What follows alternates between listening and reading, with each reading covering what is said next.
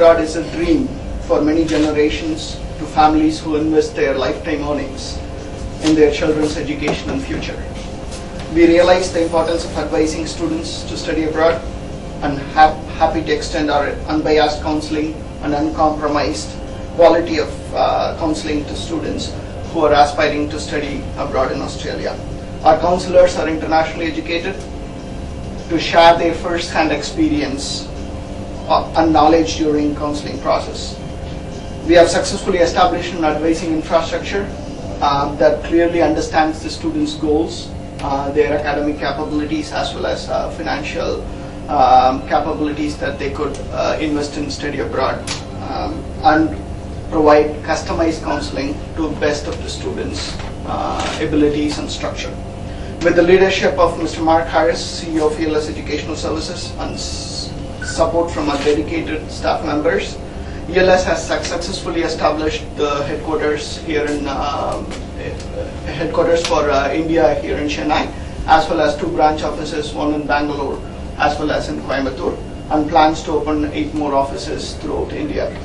On the other side of the spectrum, ELS Australia is already matriculating close to 1,600 students into higher educational institution in Australia, and has pathway centers that are established in Sydney and Brisbane, with plans to open 8 more centers in university campuses throughout Australia in the next 8 years. I'm very thankful for the support ELS India has received from its inception, and reiterate our commitment to expand our counseling services and quality of counseling to students in India who are aspiring to study abroad throughout India. Thank you once again for joining us and for your continued support. Thank you. Thank you, Malik. Could I please request Mr. Michael Barber to say a few words in this session? Thank you, and I'd be delighted to. First of all, ladies and gentlemen, it's wonderful to see you here today, and certainly I can recognise a number of familiar faces, whether they be in the sort of captains of industry in trade, like my good friends representing the Indo-Australian Chamber of Commerce, which is a peak body and a wonderful platform for engagement between Australia and Indian companies.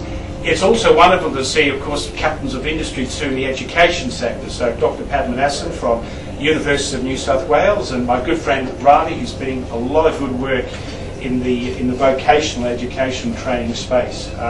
You know, I can talk about how great Australian education is, but really these gentlemen are probably able to do a far better job than me.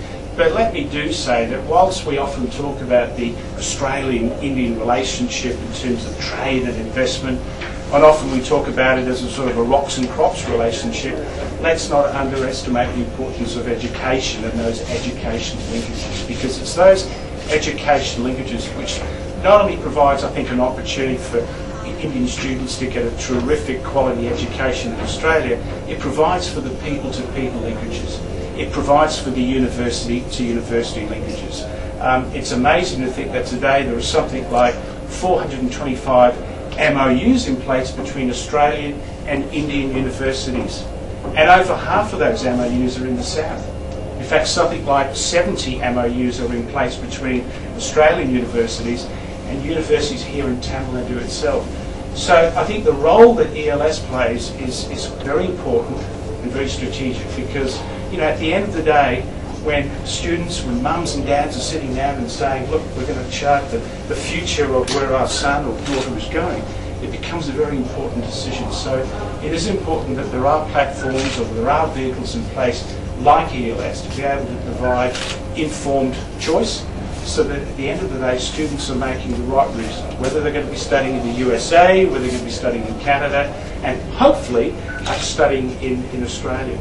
It's quite interesting when we look at our Tourism Australia statistics today, and I was quite overwhelmed. We have something like 170,000 Indians visit Australia every year. And whilst the lion's share of those students will be going to Australia to visit family and friends, something like 15% of those visits to Australia are for education, and I think it's increasing.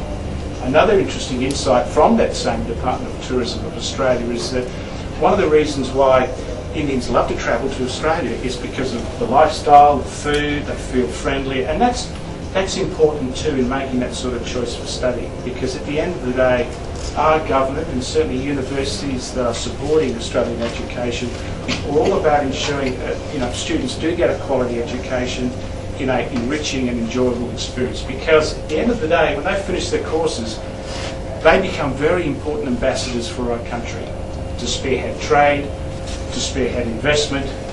And I know with the forthcoming Indo-Australian business delegation that's heading down to Australia shortly, I think you're going to Adelaide. Yeah, Adelaide, Melbourne. You guys will see those sort of insights there as well. Absolutely. So I do thank you for giving us the opportunity. I wish you all the best of luck. I think your commitment is certainly due already. The fact that you already have a very strong presence in both Sydney and Brisbane.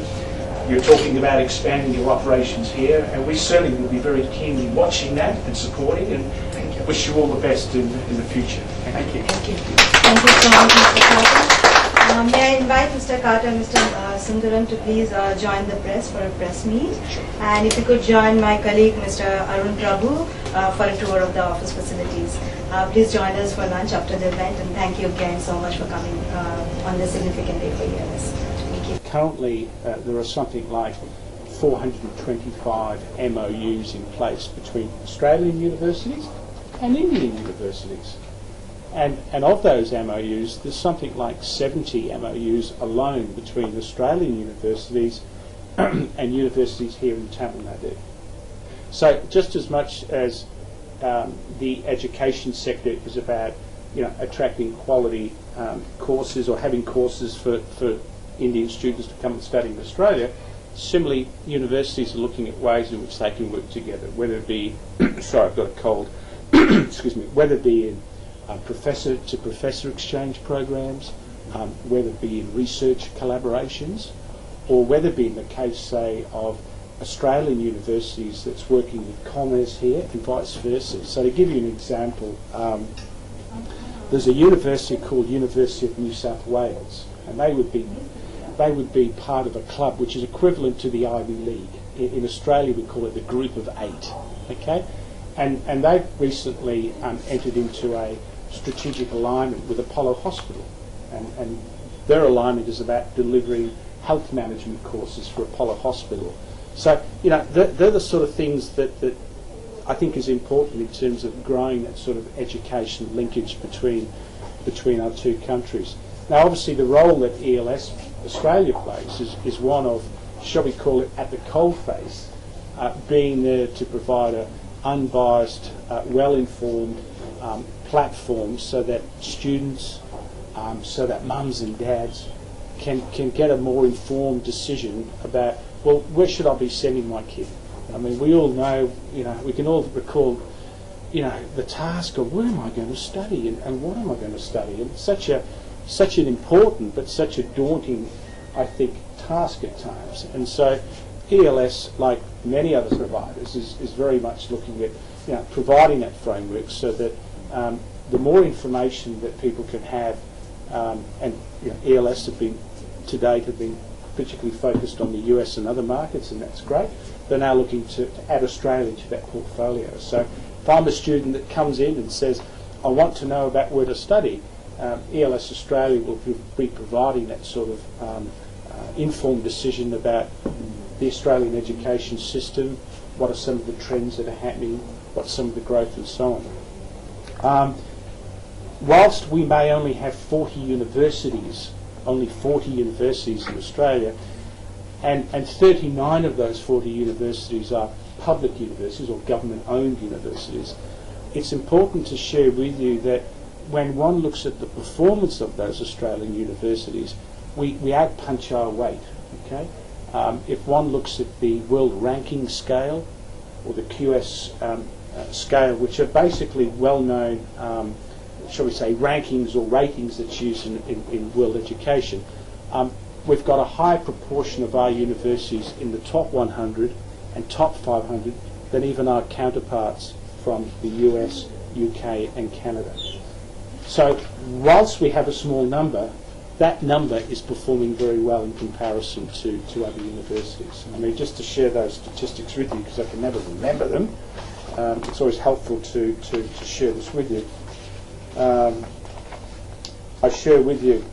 In the QS World Rankings in 2012-13, 10% of Australian universities were ranked in the top 50. Okay, 10% in the top 50, 17% in the top 100, and 60% in the top 500. Okay. When I look at the 2012 academic ranking of world universities, again, similar sort of percentages. 12% of Australian universities, which effectively is 5 in the top 100, and that's a high proportion in comparison to the UK and the USA. So I'm not deliberately mentioning that to bag them at all. I'm just giving you some basis of comparison. What underpins that performance? I think a lot of it has got to do with Australian universities' focus on research and development and innovation. You know, we take for granted that there are many household innovations these days that have come from Australia. Google Maps, the black box flight recorder, Wi-Fi, you know, even the humble electric drill. I mean, these are all Australian innovations, many of which have been born, if you like, in the research centres of our universities. So when you think that today, with our small population, we have something like 14 Nobel laureates that have passed through, it's that research, that focus on you know, collaboration in those areas, that I think has probably played a large part in the positioning and the building of Australian universities. Can I interrupt? Yeah, of course. Is it 40 universities? 4 in Australia. Majority of them are government-sponsored. That's correct, yes. So does that work well for Indian students in terms of fee structuring, and is it an exorbitant structure for someone from India to go and study in Australia? How accessible is it in Australia? Well, it's very accessible. I mean, you know, Australia is an attractive destination in terms of cost of living for students. But I think it's more than just money. I mean, students will look at where are they going to get a quality education, where are they going to get something that's going to give them that sort of international passport that's going to be recognised. And you know, it's interesting. We did a survey going back a couple of years ago in terms of trying to understand levels of satisfaction, if you like, with the study experience. Something like 50,000 students were surveyed in Australia from all countries from where they came. The highest ranking of satisfaction came from Indian students, both in terms of certainly the experience of the quality of education, but also in terms of the lifestyle and, you know, the choices that they could do and the sightseeing they could do, and also too with the recent changes that we've had to our visa requirements. It's made it far more easy, if you like, for students to be more flexible in terms of, you know, this is study time and then this is time I can dedicate to having some part-time work to contribute to assisting my support in Australia. Is it visa norms have now become easier? Yeah, they've become easier over the last couple of years, such that you know, if say a student has got a week coming up of exams, the time that they could allocate, which is up to 20 hours a week that they can do part-time work, they can save that and store that and use that a bit later on. So let's say, for example, I'm cramming because next week I've got exams. Oh my goodness, have I lost my 20 hours of part-time work? No, I haven't. I can hold on to that 20 hours and I can push it into the next week or into the next month and so on. So it's more flexible arrangement for students to be able to accommodate the opportunity to do some part-time work around, of course, the priority, which of course is getting their education experience. Can you just spell out what exactly have you eased for Indian students? Australian government has eased for Indian. Yeah, what we've done is we've made it more flexible with the working out with the part-time working hours. Okay, students can work up to 40 hours per fortnight. This is right, isn't it? 40 hours. Yeah. And what they in the past you had to take it. So if you didn't use your 20 hours a week, that was it. It was gone. Okay. But now they've got the ability to bank, if you like, that, and use it more in tandem with their academic year, where they've got commitments for studying or exams and so forth. I'd like to add that there's also a raft, if you like, of websites that have been developed, some of them in collaboration with Government of India, that as an Indian student I can go to. And those three websites to share with you, one is called myuniversity.gov.au, another one is called studyinaustralia.gov.au, and these two websites can provide a really, I think, helpful, simple way of being able to sort of navigate, well, which course is for me, which university is for me. But there's also another interesting website which effectively is kind of like an alumni. So I can get on that interactive website, and I can hear and I can communicate with fellow students that have just come back from Australia and now back in India, or students that are still studying in India. You know, when you want to get the insight, like, I wonder if I talk to other students that are there, you know, maybe they can tell me what's it like, how's the experience. And that website is called My Oz, O-Z, excuse me, My Oz Network.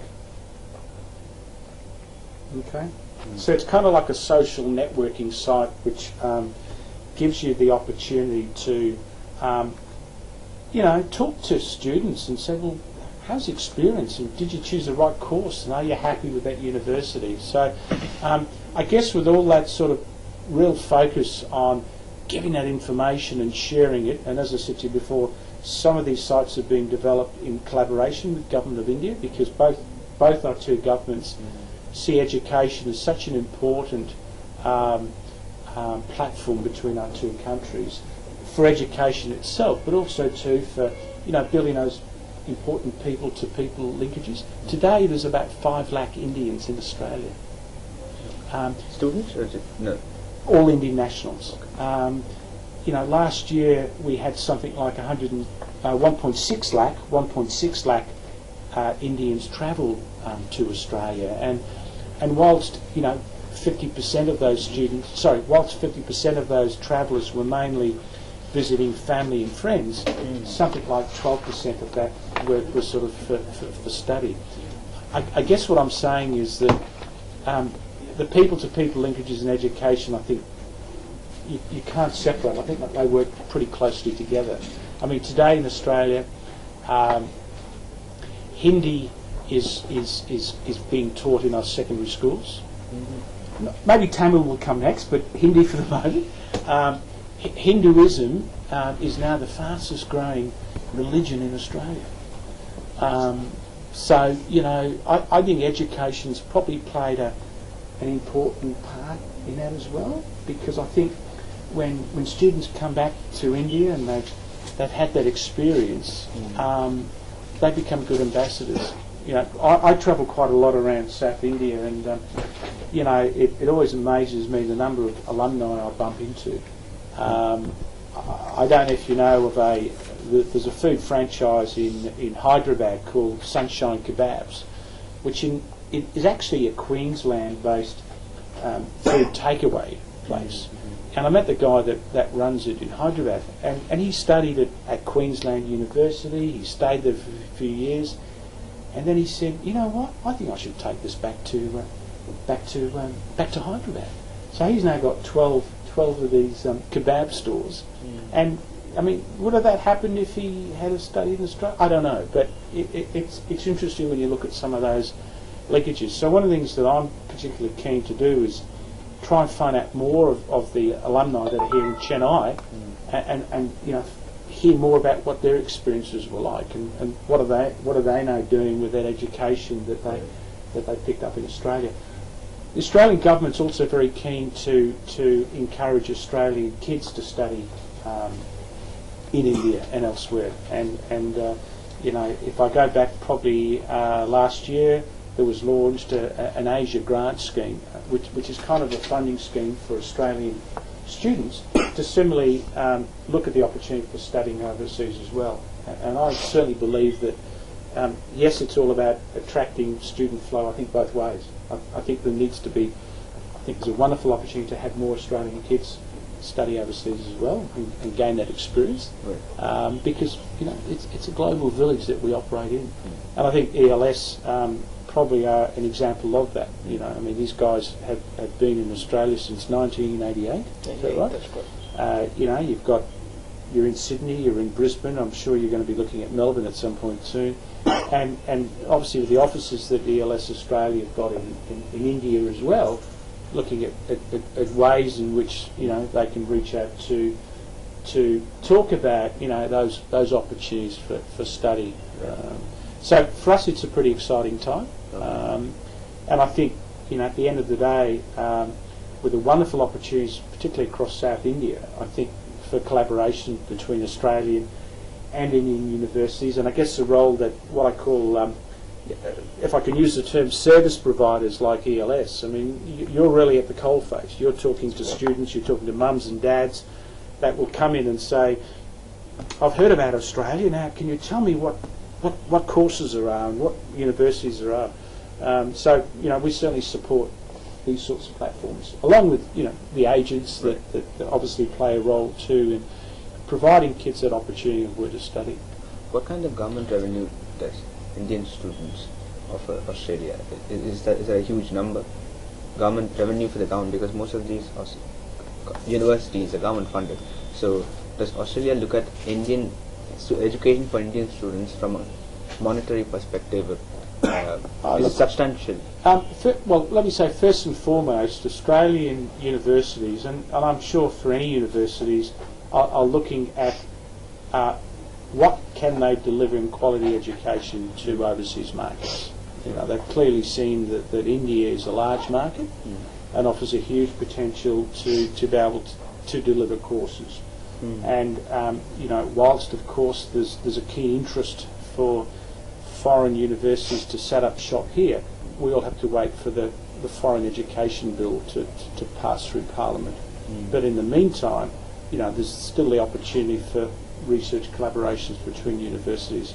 At the end of the day, when we look at the delivery of export services from Australia to India, education is the lion's share. Okay, that figure I don't have on me right now, but I can certainly get it to you. I can email it to you very quickly.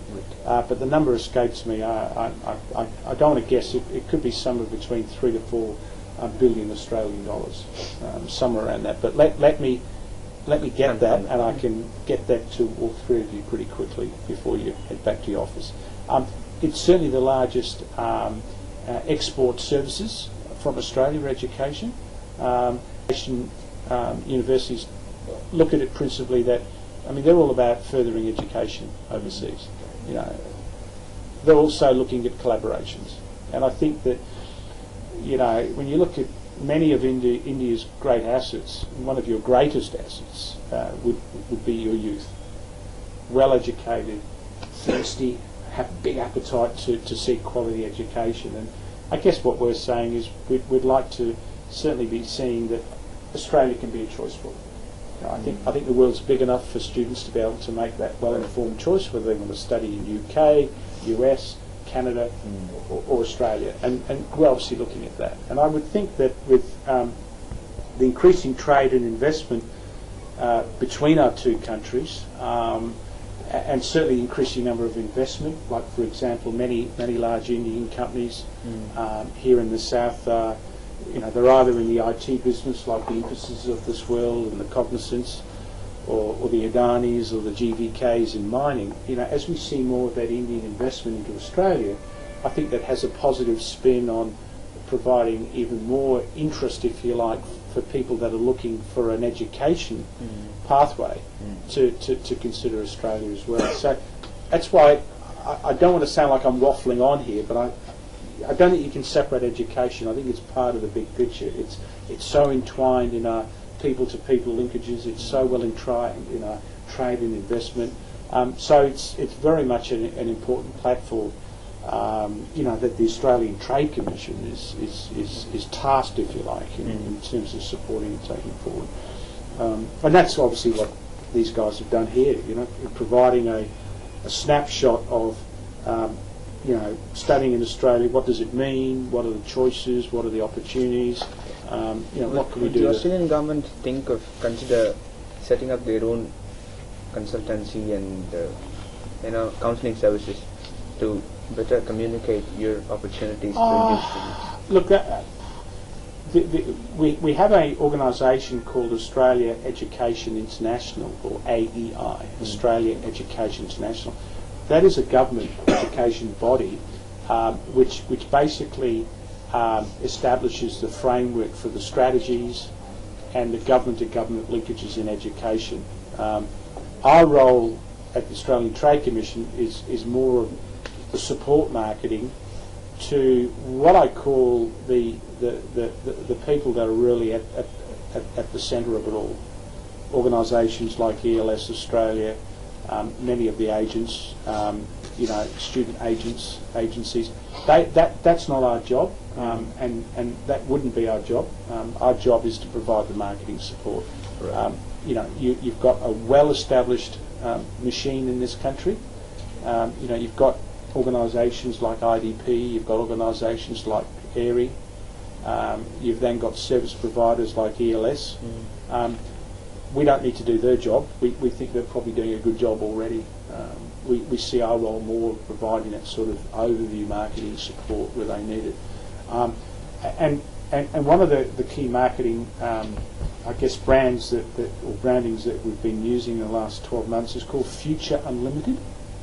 And we use Future Unlimited as a means of supporting what the likes of ELS Australia does and agents, sorry, I have my back to you, student recruitment agencies, so that they can get a better understanding of just what are the unique selling proposition about Australian education. It's actually a great video clip as well. It's very modern, it's very young, and it really provides a sort of a contemporary sort of messaging about why you'd want to consider doing an Australian education. So again, I'm happy to share. I can send you that link to that YouTube as well. How's the bilateral trade in India and Australia? Heading north. At the moment it's up around the. Because we've just got the latest figures in. Our two-way bilateral trade is about 17.5 billion Australian dollars. Okay. And when you look at that, India is ranked as our 10th largest bilateral partner. Now, most of that bilateral trade is mainly in the resources sector. So, our coal, our gold, our, if you like, ore commodities. Agriculture is pretty big. So if you looked at those two big clusters of resources and agri, that's probably about 70-75% of that figure that I just gave you, okay? And the balance is then made up of services, of which education is a large chunk, and of course, infrastructure services, food and beverage, and so on. What's been interesting, I think, when I first came to India, my goodness, 7 years ago, and I began my life in New Delhi, we used to talk about the value of that bilateral trade of around about $12-13 billion. So it's crept up. It's crept up well. On the investment space, that's really interesting. Indian investment into Australia is about $10 billion. And again, I think that's been probably led by the fact that Australia's had over 20 years of uninterrupted economic growth, and they see Australia as being a good place to invest. Your money's safe, you can see it grow. Australia can become a potential stepping stone into other parts of the world, whether it be the Pacific region or Southeast Asia. So that trade and investment relationship is certainly burgeoning. There's a free trade agreement in discussion. Free trade agreement, and we're probably into our third or fourth round of that. As you know, free trade agreements don't conclude overnight. They take time to work together, but I think that they're certainly showing positive signs. When did the negotiations start, sir, for FTA? Probably been in place now for a couple of years. Right. Most free trade agreements will take some time to conclude. But I think that's an encouraging sign. There's many MOU agreements that have been happening in place. I think that when one looks at the Indian Ocean, that becomes a very common denominator of multilateral cooperation, and recently, of course, your defence minister recently went down to Australia, and that was tremendous in terms of looking at areas of collaboration in defence between our two countries. So there's a lot of I guess sort of ties that's starting to sort of come together very nicely between our two countries. So I certainly think it's getting busier. We're seeing more Australian companies come into town. Of all the foreign government trade promotion agencies in India, we have the largest network. We have 11 offices across India, and in the south we are in Kochi, Hyderabad, Bengaluru, and obviously here in Chennai. And increasingly we're seeing more Australian universities come to the south. I think in the past they've been preoccupied with the north. I think they're coming to the south. I think they can understand that there's tremendous opportunities for talking to students, and I think, as I mentioned before, increased opportunities for collaborations between the Indian and Australian universities. So it's that whole people-to-people thing. In fact, talking about the people-to-people thing, I mean, we're quite delighted to be supporting. We understand that there's an Australian company, and they're doing all the special lighting effects for the forthcoming A.R. Rahman concert, which is going to be in Australia on the 24th or 25th of September in Sydney. And so here we have an Australian company that's sort of, they've got an office in Australia. They're providing the sort of the technology wizardry that goes behind putting on one of his shows, which I've never been to yet, but I understand his performances are like unreal, with all the lighting and special effects and so on. Yeah, that's a nice, again, I think, example of sort of Australian-Indian collaboration beyond just trade and investment. It's that getting back to that people linkage. So we're certainly going to be very interested in hearing how Malik and his team go at ELS Australia, and we certainly look forward to our continuing support for what you're doing in informing students about here are the options if they decided they wanted to study in Australia. Thank you, Mr. Carter. As ELS India, we are also seeing quite a lot of interest from students after the post-work study opportunities that's been advised by the Australian government, where students do have an opportunity to experience their education and in the field where they went to school for. So that has increased interest from students looking at Australia as a study destination, and as a company that strongly believes in quality counselling and providing free counselling for students, enabling every student who's aspiring to study abroad be successful. Your counselling services are free of cost, is it? Correct. So how many students are you currently counselling? We just started a year and a half before, and we've been counselling for US primarily. Now we are expanding our counselling service to Australia. We have matriculated close to 1 million students worldwide, but from India we have counseled close to 200 students so far. 200. Correct. So how much students have been enrolling in Chennai?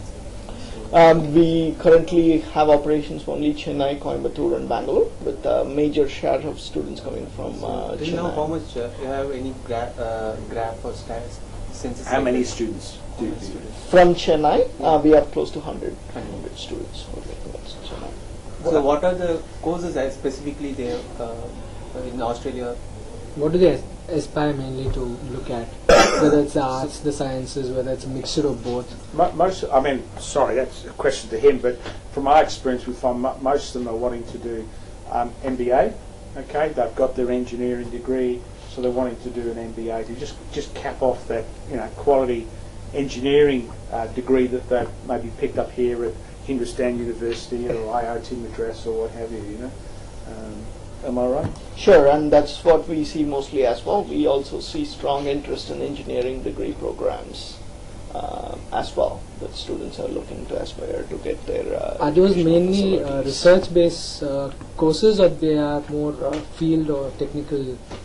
Generally, we see a lot of technical-based courses as students' interest, but because of the research facilities and the encouragement that students do have studying abroad in foreign universities, we do students who are particularly looking for research interest more and more looking at study abroad as a study destination.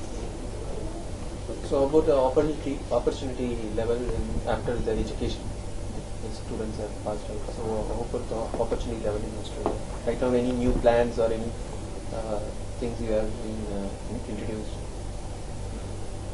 Well, I think that, let me answer it by way of saying that there's no doubt that when these students have graduated, and depending on which particular course it is, they can stay in Australia for a period of time. Right? You've got 12 months, yeah, for your postgraduate study. You've got 12 months, then there's 2 years, and that depends, like if you're doing a doctorate or if you're doing a double MBA or what have you. But let me say to you that obviously, and this is coming back to what I mentioned earlier about with the increasing amount of investment into Australia, particularly into our resources sector, one does not have to be an expert to see that in the near future there's likely to be a skill shortage, which will mean that because of the investment into growing our resource sector, there's going to be a requirement to, well, where are we going to get these engineers? Where are we going to get these qualified people? Because there aren't enough in Australia. So, for somebody that's done their MBA in Australia and has got that qualification, there's an opportunity for them to consider, the opportunity for working in Australia, providing, of course, they meet all the different visa requirements and norms, which is out of my purview. I don't cover that area, but we can certainly put you in contact with people that do.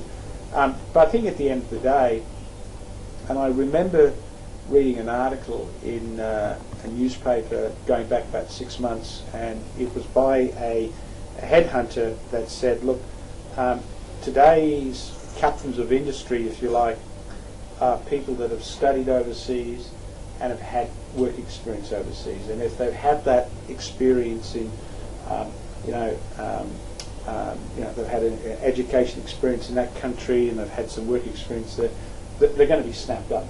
So I would think that, for a student that's studied overseas, whether it be Australia or elsewhere, and they come back, that, you know what I mean, that they're positioning themselves for where's that next job going to be in that multinational company.